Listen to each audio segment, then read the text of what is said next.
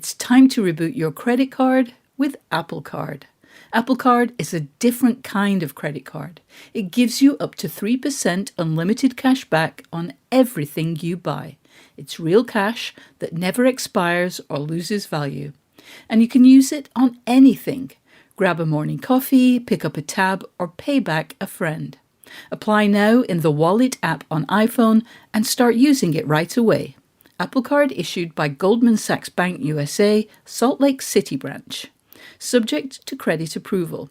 Daily cash is available via Apple Cash Card issued by Green Dot Bank, member FDIC, or as a statement credit. Terms apply.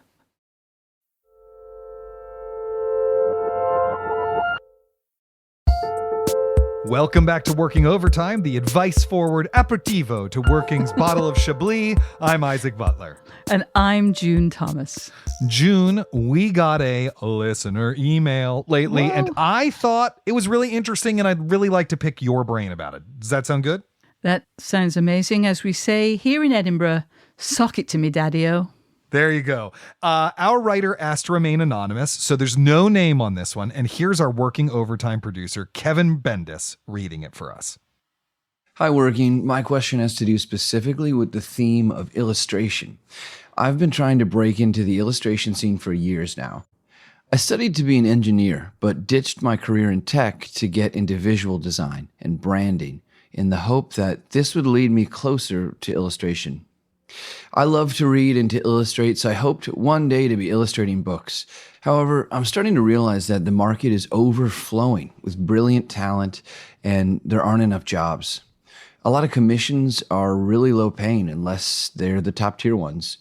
Getting to a place of reasonable success after years of working hard at your craft without an end in sight or a sense of what that reward might look like feels more and more daunting. I wonder if I should just go back to corporate, which albeit is a bit dry, but at least guarantees some sort of goal system, some sort of career path. So here's my question. How do you decide when to let go of a creative dream? Is passion worth pursuing at the cost of all other choices in your life? So first, listener, I just want to say, we're not saying your name, but thank you so much for writing in with this great question. Before we get to an actual answer, I feel like, June, that this provoked as many questions for me, follow-up questions in a way, as it did any actual solution to the problem. Because I just feel like there's a lot of assumptions working here, and I'd love to unpack them with you a bit. Yeah. So first, I can't actually tell how deep into pursuing an illustration career our listener has actually ventured. It sounds a bit like they're maybe at the very beginning. I'm going to use the hackiest of metaphors here. They're at the bottom of the mountain. They're staring at the top. The peak is disappearing into the clouds. And they're like, do I even want to bother starting to climb this fucking thing? Was that your impression? And if it was, how do you make the mountain less daunting? Oh, God, I don't know any more mountain metaphor words, so I'm going to have to abandon that. Pythons, is that what they're called? Yes. On belay?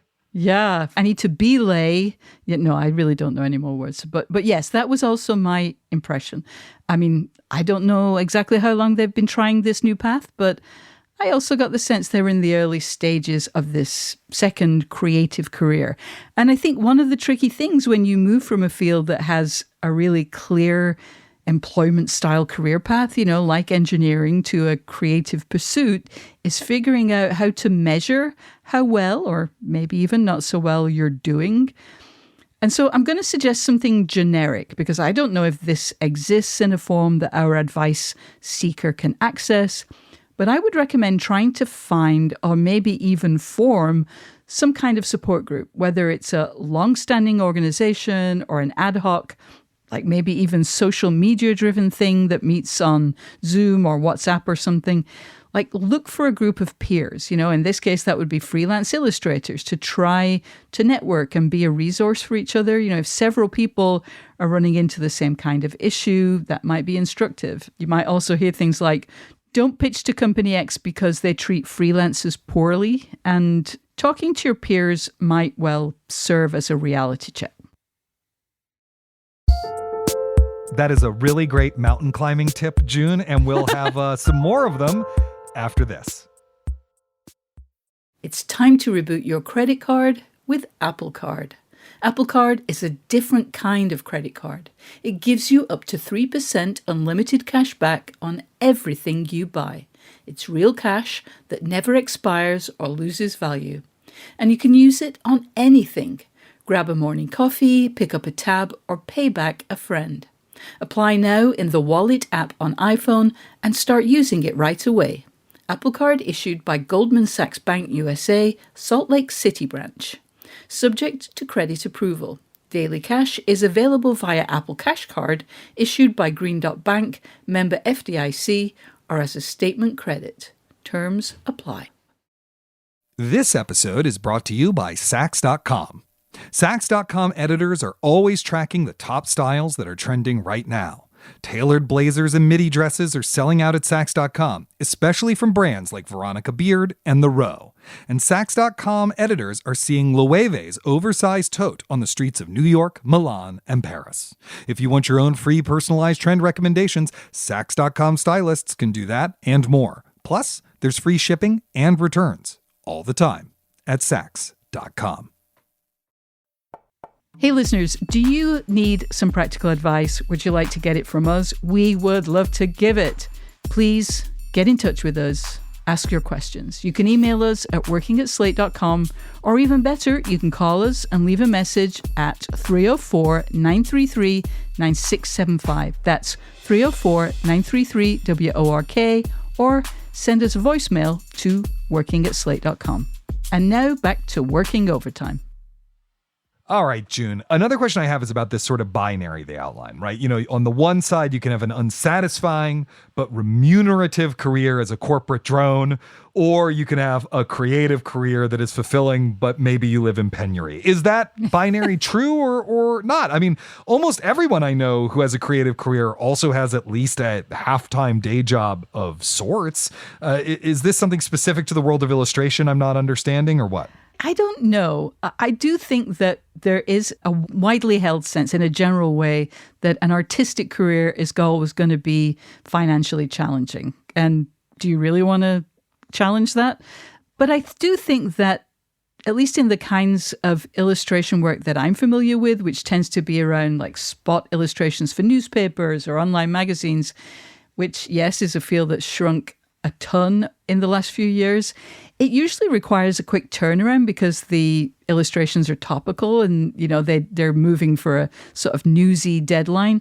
And it can be hard to do that if you have a day job that keeps you busy. So I do think that, like, combining illustration with a sort of droney, you know, corporate job would be specifically extra challenging.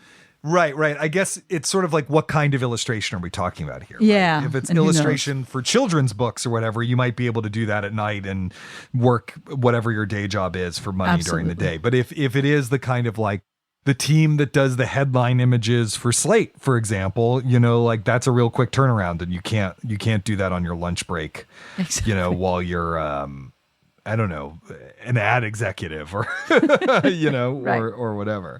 So before we get to the meat of their inquiry, I know this is a lot of preamble, but I do want to say one thing, which is like, it is definitely true that freelance rates in all sorts of creative industries are cratering. They've been cratering for a long time. We keep discovering new craters to explore with the wages for freelancers, particularly in workplaces that aren't unionized. And I have a feeling that that's going to get even worse in the world of illustration now that there's very sophisticated AI tools like DALL-E, or you know the ones I'm talking about. That can execute things at a fairly high level if you don't care about them feeling human. And, you know, we are in a particularly tough time to be entering the illustration business, and I don't want to minimize that. Absolutely. It was already a tough field, and it's already gone through a whole bunch of transitions from this was something that would be a staff job to being mostly freelance to there being even fewer freelance assignments. And now bots are coming for illustrators' lunches. It is truly a terrible business. And I don't know why we all didn't become engineers. Oh, wait. Yeah, me as an engineer, that's you know, just going to hear the sound of things breaking and people catching on fire in the background. Enough procrastinating. What about their actual question? When or how do you know that it is time to hang it up? Or, as they put it, let go of the creative dream? Okay, so I don't know if I'm going to answer the exact question that they asked, but in my role as the host who loves to consume and then regurgitate productivity porn, I feel that this is where I should mention the famous in the field Derek Sivers blog post, How to Do What You Want and Make Good Money, which was included in a book that I've read, Isaac, but I doubt that you have. It's called Hell Yeah or No. I have not read it, but great title. So his basic takeaway is that you should, quote, do something for love and something for money. Don't try to make one thing satisfy your entire life. Ideally, he says, you should have a day job that pays well enough so that you have stability in life, and then you can focus on your art in your free time. And that way, you can do the art for art's sake rather than stressing that, for example, your illustration skills have to pay the rent or feed your kids. Theoretically, at least, this also means that you can take a day job. I believe in the letter writer's case, it was an engineering job that is less soul-sucking than if you were really maximizing to have like absolute career success. Sivers recommends something that pays well because it requires special training or experience. But he says, quote, this is a head choice, not a heart choice, since you're not trying to make your job your entire life. That feels pretty practical to me, so I'm curious what you think of it. Yeah, I keep thinking about, in the old days, when New York was a cheap place to live, like every artist had some weird day job there. I mean, Philip Glass was a cab driver, and then he and Steve Reich had a furniture moving business together. And, there's always the like move to the city and become a waiter while you audition or, now the city's too expensive to live in if you're a waiter. So it's like move to the city and become a hedge fund trader so that you can also become a waiter in your spare time and then become an actor or whatever, so part of it is also that it is getting harder to do that kind of stuff. But I do think that this idea of making the head decision about the job and being like, this is just for money might get you in such a situation that you actually have freed up mental space for the art. I have some other ideas I want to put to you, but we'll talk about that after this.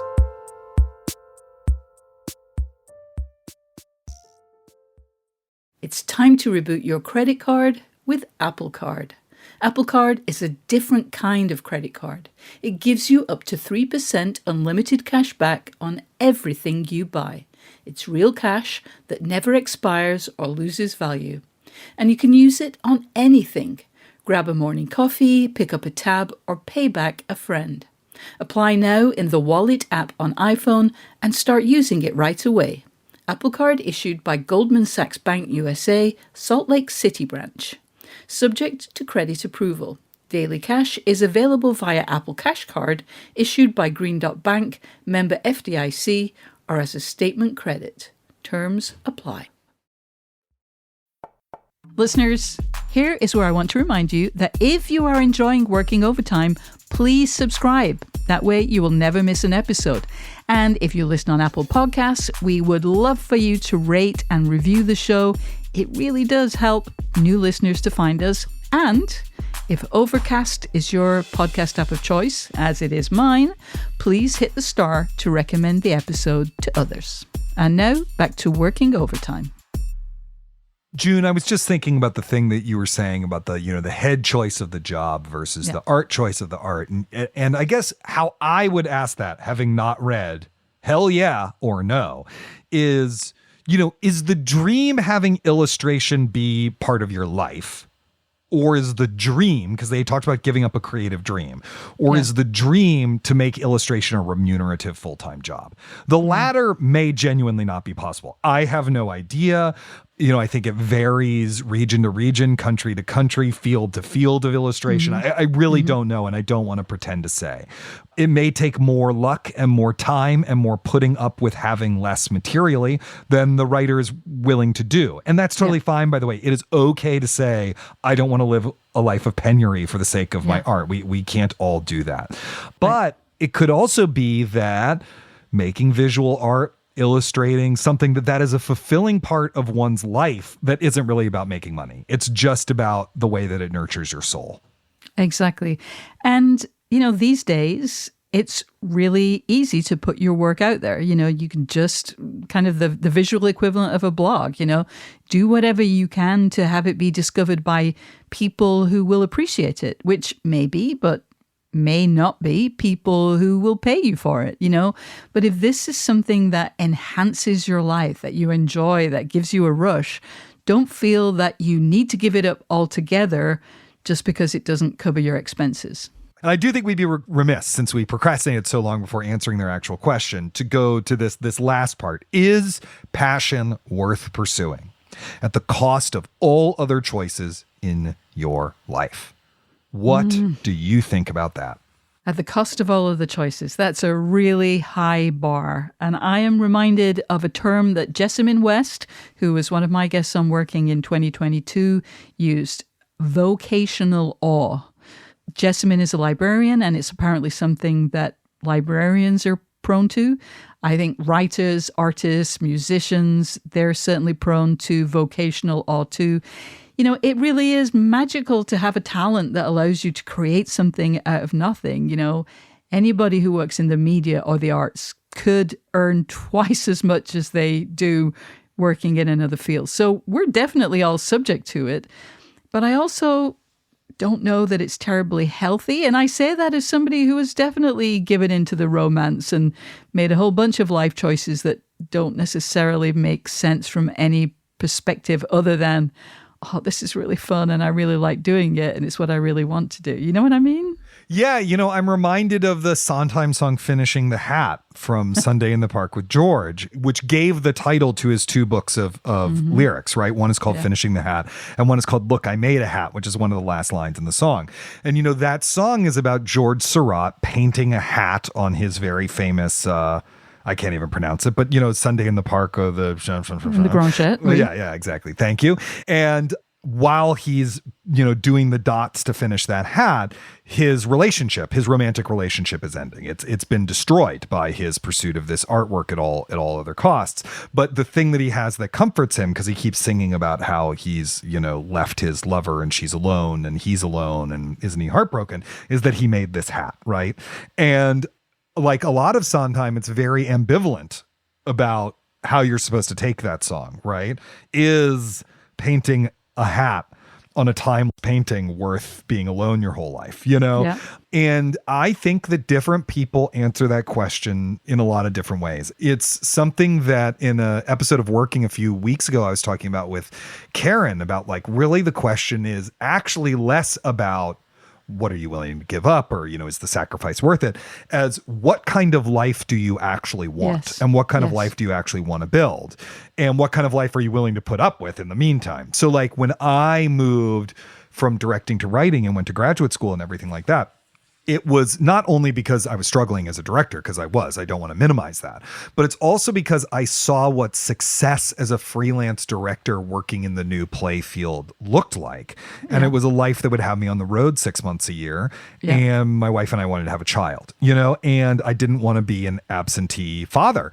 And I talked a bunch with friends of mine who had that kind of success and asked them to describe their lives and decided that I didn't want it. I did not. That passion was not worth pursuing at the cost of all the other choices in my life. And so I think in a weird way, it's like a kind of big gestalt question. Mm-hmm. And when you look at the totality of your life, you'll be able to answer that question for yourself a lot better than we can on this show, even though we do have such pleasant voices and we're so smart and everything. Yeah. No, and I think too that the fact that our letter writer asked this question, that it was kind of bugging them so much that they wanted to get another perspective or another couple of perspective, just kind of shows that there's a good chance that they might decide that, look, I could have a kind of a safe life, a more conventional life, doing the thing that I train for, but I'm not sure I really want it. I mean, the fact that they're asking it should be an easy question, right? And the fact that you answer it means that you're really considering doing it. And that would be great, but that's really up to you. Yeah, you said something there that I think is really valuable, which is a conventional life. And, one of the things that asking these kinds of questions and going through this kind of process really forces you to think about is do I want this thing? A house in the suburbs with a picket fence or, whatever it is. Do I want this thing because I've been told to want this thing? Yeah. Yeah. by people who couldn't see other options as valid? Or do I actually want this thing? And that's a really important question to be asking. So I'm incredibly grateful to our anonymous letter writer this week. And listeners, I hope that you've enjoyed this. And if you have your own questions or creative dreams or problems or successes or whatever, just drop us a line at working@slate.com. We would love to hear from you. And also, don't forget to subscribe to Working wherever you get your podcasts. Thank you to our producer, Kevin Bendis, and to Working's supervising producer, Cameron Drews. We would never give up the dream of working with you two. We'll be back with another episode of Working Overtime in 2 weeks. And on Sunday, you'll find a regular episode of Working in your feed. Until then, get back to work.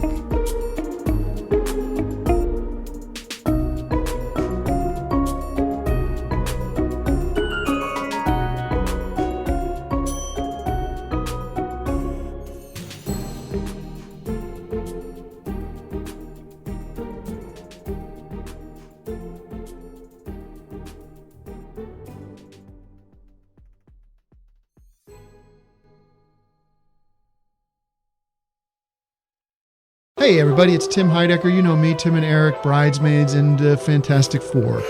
I'd like to personally invite you to listen to Office Hours Live with me and my co-hosts, DJ Doug Pound. Hello. And Vic Berger. Howdy. Every week we bring you laughs, fun, games, and lots of other surprises. It's live. We take your Zoom calls. Music. We love having fun. Excuse me? Songs. Vic said something. Music. Songs. Music. I like having fun. I like to laugh. I like to meet people who can make me laugh. Please subscribe now.